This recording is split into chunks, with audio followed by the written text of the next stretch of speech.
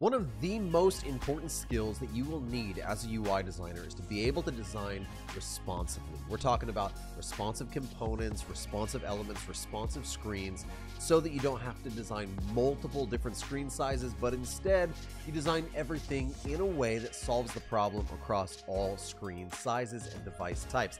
That is an absolute skill to have. So this lesson is a preview from my 30-day UI designer program where you're going to learn hands-on how to do responsive pinning, constraints, auto layout, and a bunch of other really cool skills that are going to help you to solve those responsive problems. Enjoy.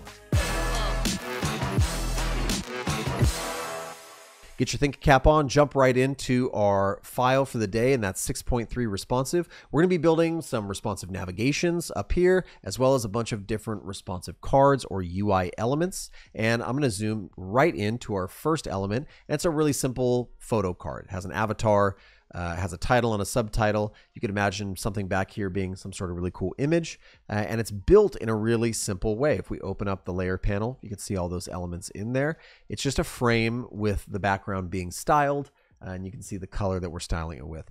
This is a really cool card. The problem is it's not very responsive. It doesn't work great for different types of device sizes. We have some really funky performance or things happening with our avatar up there. Our text doesn't move at all. It's really bad. So we're simply going to use the basics of responsive constraints, or what I like to call pinning. And you'll see why I call it pinning, because it's as if you were pinning it into certain corners or areas of your design. So we can grab our element of our avatar, zoom in, and see that the way that it's constrained is to try to stay in the middle. Why don't we bump that over to the right, and now it is pinned to the top right corner of our design. We'll grab our title and our subtitle. We'll do the same thing. We'll make sure we pin it to the bottom left. And by doing that, we already have made this component much more responsive than it could be, right? So this one component can now get duplicated and be a much shorter version. It can be a much longer version. It could be some sort of massive desktop, experience, but we have lots and lots of functionality now for that card. Let's take it up a notch really quickly, because you will run out of control just using constraints inside of Figma. What we really want to do is add some auto layout magic to it and then combine that with constraints. Jump back into our file, and you can see our post card.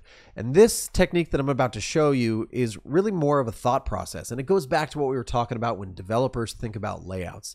They think about containing elements, they think about wrappers, but they also think from the inside out. We as designers quite often think from the outside in. And that's what this card represents. It is a frame. You'll see here when we open up our layers, it's a frame that just has a bunch of stuff shoved into it, right? And then placed where we want it to be. That's thinking from the outside in, just throw it all inside the basket.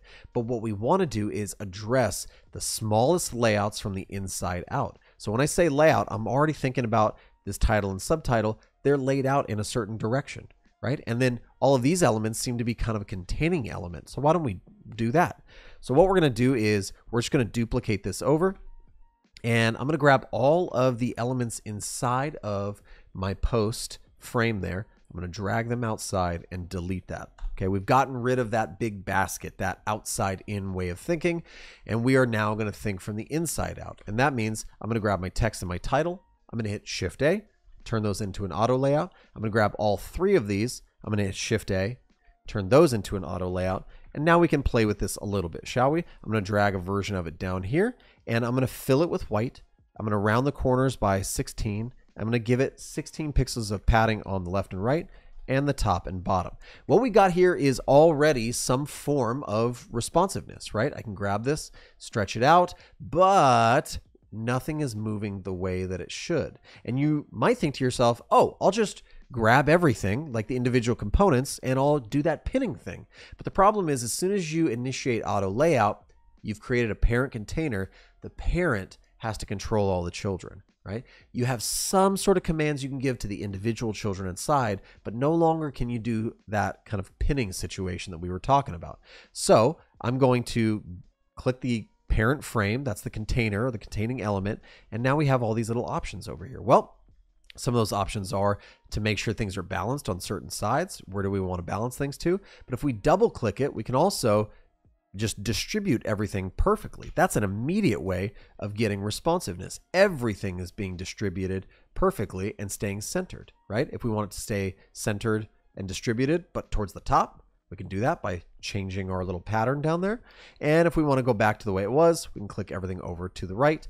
Let's just Command Z, undo a bunch until we get back to where we were. We still have this problem though, because we're trying to get our title over to the left-hand side. So what we can do now is we can actually grab our parent container back to this parent control over the children, and we can tell the parent what to do. I guess one of the problems that we're having is, let's just bring everything back over to the left, is that we have 90 pixels of padding in between elements.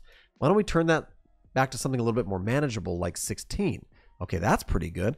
You can see that our parent container is going to try to disperse things 16 pixels away from each other. We can also grab these little zebra striped handles, and we can change that manually by dragging those around if we want to. But how do we get our meatball menu to kick all the way over to the right? Why don't we grab our text here, and now we can come up to some of that little bit of control for the children. We can tell the children, hey, child number 2, I don't want you to hug all the contents like the other 2 children. I want you to fill the container. When you do that, it's going to take up the rest of the space. We have the avatar on one side, the meatball menu icon on the other side, and the center child is saying, okay, parent, I'll do exactly what you told me, which is to take up the space. And now, as we start to stretch our component around, we get fully responsive. Why don't we grab it and bring it back up into place? Or actually, we can keep it exactly where it was. Let's just bring our text down here, or excuse me, our shape down here, which is going to end up being our image. Now we're going to come to our parent container. Let's fix this issue of the rounded bottom that we have there, and I'll just turn those off. We have top left, top right, and then we have bottom right, bottom left. It moves around in a clockwise circle. That's going to match up perfectly. And now we can grab our top and bring it into align to the correct size. We'll just put it right next to it, and that feels pretty good already. Now we can do the same thing with our buttons. Why don't we just grab those really quickly and bring them down below, and we're going to hit Shift A, turn those into an auto layout. Why don't we fill the back with white? And again, we're going to do, it already gave it 16 pixels of spacing between elements, the gap, right? And now we're going to do 16 left, right, top, bottom. And this time, let's do 16 pixels on the bottom right and the bottom left. When we do that, now we can like match the bottom. They look exactly the same. Now our final touch here is going to be to add a new parent, right? We're going to grab all of our new containers that we've made here, right? And we are going to Shift A, put all of them in a new layer, a new auto layout. What does this auto layout do? Well, this auto layout could space all of our components away from each other however we want, but it also is going to control the way that all the children inside of it respond. Now, again, I told you everything should happen from the inside out. I'm going to show you a problem that we've established right now, because you would think that we can now take our grandparent that we've made here and stretch everything out, and everything should follow, but it doesn't. And the reason being, we haven't yet told each individual child inside what size to be. We want it to fill the container. So we're going to grab each one of our elements here, and we're going to make those fill our container. And one more time, fill the container. And with our bottom here, we might want each of our elements not to be fixed, but to fill the container. There we go. Now they're going to be equally kind of spaced, and they're going to space themselves along there. That looks pretty good. Look, now my card is very, very extendable. But what happens when I start to move it down? We get the same kind of issue, don't we? So we can fix that really, really easily in the same way that we fixed this horizontal issue here with our typography. We wanted it to fill the gap and the other kids to stay the same height. Let's do the same thing. We'll grab our image this time, and we'll say, hey, we don't want that to be fixed. We want it to fill the container. When we click that, it's going to fill the space. Now we have said, we've told Figma, hey, keep that top bar and that bottom bar the same, right? Make sure they stay a fixed height, and make sure that our image is the thing that constantly expands. Now we have a fully responsive card, and that's looking really, really good, right? So we can get rid of this other version that we had here because it's no longer going to work for us. We have, again, something that we can use in this size. Maybe we want it to be a little bit more narrow this way. Maybe we want it to be a really tiny little card like that, and everything is responsive. This is one component that we've now made fully responsive and it can be used for so many different applications. We could do the same thing with this other card that we have here. This one we could probably solve just with responsive pinning, couldn't we? We could probably do something a little bit more interesting though, and use a feature we haven't done yet, which is going to be right now, if we stretch everything out, nothing moves. So why don't we grab this gradient on the bottom? We'll just pin it to the bottom. Same thing, that whole thing is going to be pinned to the bottom now, and our size of our avatar here, we can get that to stay in the middle and in the center. Let's see what that does. So now, last thing we need this thing to do is we need it to stretch left and right, and let's just stretch it all the way over, and boom, now we should have a pretty responsive element there. Now we could play with this one. Instead of keeping it centered, how about we turn that to scale and scale, and as our card actually scales, we should see our element scale as well. Now we're getting some funky behavior here because the way that this is set up. If we just drag it outside of the frame like so, and we just have the image, and let's tell it to do the same thing, scale and scale. This time it should scale our image up and down and keep it relative with our actual component. So again, a pretty nice little component we've created that works for lots of different situations. If you're enjoying this lesson, then consider signing up for the entire 30-day UI design program. The 30-day UI program is an immersive journey to master user interface design in 30 days. You'll build a portfolio, case studies, and you'll get lessons like this and 150 more with over 35 hours of curriculum, live events, a learning community, hands-on learning with me. If you're interested, the link is down below at 30dayui.com. Let's do one more, and we'll create our responsive navigation up top, and then we'll actually bring these together and create a pretty cool interface out of some of the components we've made. We are thinking from the inside out yet again. We're going to grab all of our elements here for our navigation, Shift A, put those in an equally distributed kind of navigation or spacing. So let's do 8 times 6. That makes 48. Those could be spaced 48 apart. We'll do the same thing here. We're going to grab our button, Shift A, those are put at 16 apart. And why don't we grab the icon and the letter form there and Shift A, put those, they're about 4 pixels apart. That works for me. We do have this kind of style at the bottom, but why would we use that when we could use auto layout? So I'm just going to grab all of them, Shift A, auto layout, make sure that we are balanced in the center. That's going to make sure that all my text is on the same line and everything's center aligned there. And then let's just style it to look exactly like the other one. So we'll fill the background and let's give it some spacing. I like 16 and 16. Let's just start there, see how that looks. And there is some sort of stroke on the bottom. So why don't we add a stroke, and we'll just make sure that that stroke is on the bottom only. And what shade is it? It's probably this lightish kind of gray shade somewhere in here. Let's just add that. It looks really, really similar. Okay. So we're going to do a similar thing here. We're going to get rid of that element that we have there. And how do we want these items to be kind of responsive, or how do we want them to work? Well, the first thing we could do is let's just test out by opening up, and instead of having everything stacked, we want to set the gap to auto. Is that going to work? It does work. That's exactly what we needed, is a navigation that can now spread out and move around, right? So you can imagine this being our desktop. Well, you could also imagine there being a version of this that is our mobile. Like maybe it starts to get down to these sizes. What do we do? This starts to get really cramped. That's a bad situation for us. Well, maybe what we would want to do is create a new version. Now, later on in the program, we'll talk about building components and variables and starting to build pattern libraries and design systems. But right now, I'm just going to build these like 2 different elements. So if you're already aware of components, don't scream and get really upset right now at what I'm doing. We're going to fix this and make it better later. But for now, we're just working on the responsiveness of it.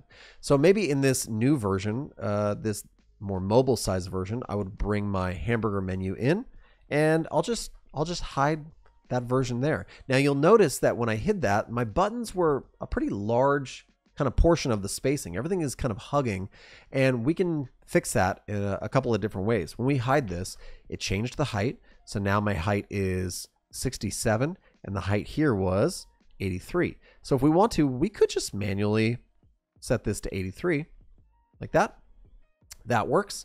And we're still getting that same distribution of elements. So this could work. This could drop down to maybe be like our tablet. And we could do the same thing here when we get down to our mobile. Let's get rid of that one. And now we have a mobile version. Now what's really cool is as we start to, understand that all three of these are responsive in nature. But we might want to use a really cool plugin to help us create what's called an adaptive layout. Now, the difference between responsive and adaptive is everything you've seen so far is responsive. It's responding to the size of the device or the size of the browser. But at some point, because we've just made this new navigation, we realize that it can't respond anymore and still be successful. So it now needs to adapt. It needs to change. And in development, we would call this adding some sort of breakpoint. Well, luckily, there is a plugin inside of Figma, and it's called breakpoints. So we're going to open up breakpoints. And if you don't have that, you can go to the community, install it. It is a paid plugin, but you don't have to download it. All I'm trying to get you to understand is the difference between responsive and adaptive and how adaptive works. And so we're just going to continue with the free trial. If you don't have that plugin, you just head over to the community to grab it. And I'm going to zoom out. I'm going to grab each of my navigations again. I'm going to duplicate them so I don't mess with the originals. And what I'm going to do is I'm just going to add a layout around, or an auto layout around each one. So Shift A to that one, Shift A to this one, and Shift A to this one. Now what I'm going to do is, because when we build things with auto layout, they work best with in other auto layouts. That's how they're going to stay kind of adaptive like that. So why don't we grab all three of these artboards, drag them down, give them a fill, and just give them some sort of contrast so we can see the navigation there. Now we're going to want to grab each of the navigations inside and just make sure that it fills the container, right? So that as we start to scale our navigation up, we're still honoring those kind of principles, right, inside of our auto layout. Let's just space these out a little bit. Good. Okay, fantastic. So we have this one, and the sizes don't really matter right now. What you're going to do is create a new adaptive layout with the Breakpoints plugin. We'll bring this funky looking layout down here, and you'll notice my plugin has spaces for me to create new breakpoints. I'm going to create not just one, but two more, because each of these pluses now we're going to be able to select one of those artboards and stuff it in between these designated sizes. So let's grab with our largest one and grab that frame, start with the next one and grab that frame and this one, and we'll grab that frame. And now what you can see is we have this kind of funky layout down here, but we can actually hide our breakpoints plugin, and this is responding perfectly. But notice as we get close to this 960 mark, it's going to jump over to our tablet version, and then again we'll go to mobile, and it just works, right? So we can show clients or stakeholders how our navigation and when our navigation should change, and that's creating an adaptive layout using these variations. Now again, later on we'll do components and create variations, but this is the start of creating those adaptive layouts. The last thing I need to show you is to actually jump back into our cards, and let's see if we can't put this whole thing together and create maybe kind of like some fun and different types of layouts.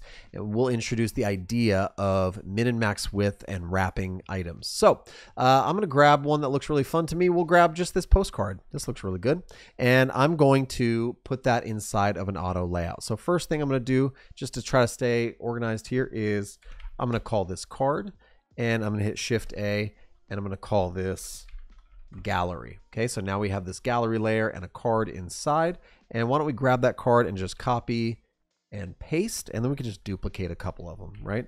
Now we have kind of a layout here. We're going to grab our gallery, and let's just add some spacing, maybe 40 pixels top and bottom, and we'll fill it with white. And why don't we round the corners? And you know what, just so there's a little contrast, maybe we'll just kind of turn this into a gray color so we can see the layout. Okay, now what's really cool about this is we've added this auto layout, but it's the same thing we talked about last time. How do we get it to stretch and be responsive? Well, an initial thing we could do is to just designate the gaps being set to auto, and when I do that, I'm able to spread those around like so. That's pretty cool. But I can also grab each of the individual children and make them not fixed, but fill the container.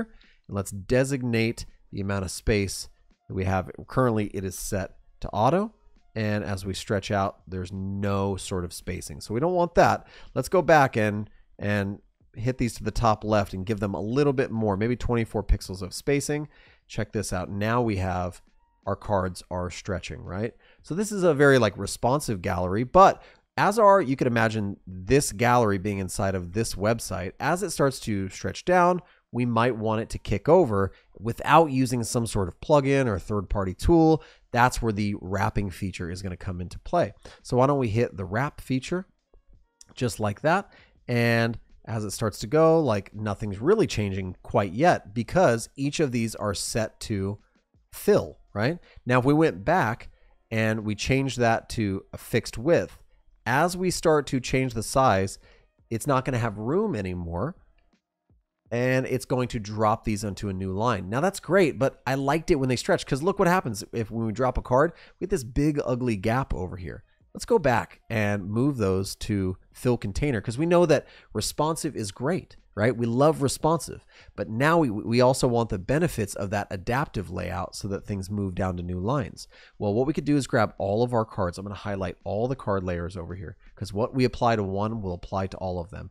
And we can come over to width and click the drop down and we have add minimum and maximum width. So why don't we add a minimum width? Currently the width of each card is 406. Why don't we say 400 pixels? And you can see it added a little line. That's where our minimum is going to be, right? So now if the cards are stretching out, that's fine. But as they start to stretch in and the cards get too small, it's going to start dropping them onto the next line and it's just going to distribute them responsively. Look at what a beautiful responsive layout that is. Now, what happens if our cards get too far, right? We don't want them to be so far. What if we want them to, you know, maybe like stop growing at a certain point? Well, we can grab all of the cards and again, we can drop down our width and you can see that we currently have min and max width, a min width of 400. Let's add a max width of maybe 600. Pop that in. You can see the little red lines there that are denoting it's going to get that much bigger before we start affecting and changing things. Let's zoom way out because we have lots of space here. And now you can see we're jumping in. It's dropping the cards to new lines. But as we start to stretch out, look, this card at the bottom, it's saying I can't go any further. I can't be more than 600 pixels. And as we get to the end here, it starts to control them. See the red lines that show up there saying we can't go any further. These cards are locked in place here. So with playing with your minimum and your maximum width and then actually messing with that wrap feature inside of your auto layout, you can get some really cool responsive layouts that are very, very advanced and can solve a lot of problems for you. And again, all of these layouts that you create, they can span from mobile to tablet to desktop. We don't have to think about specific sizes.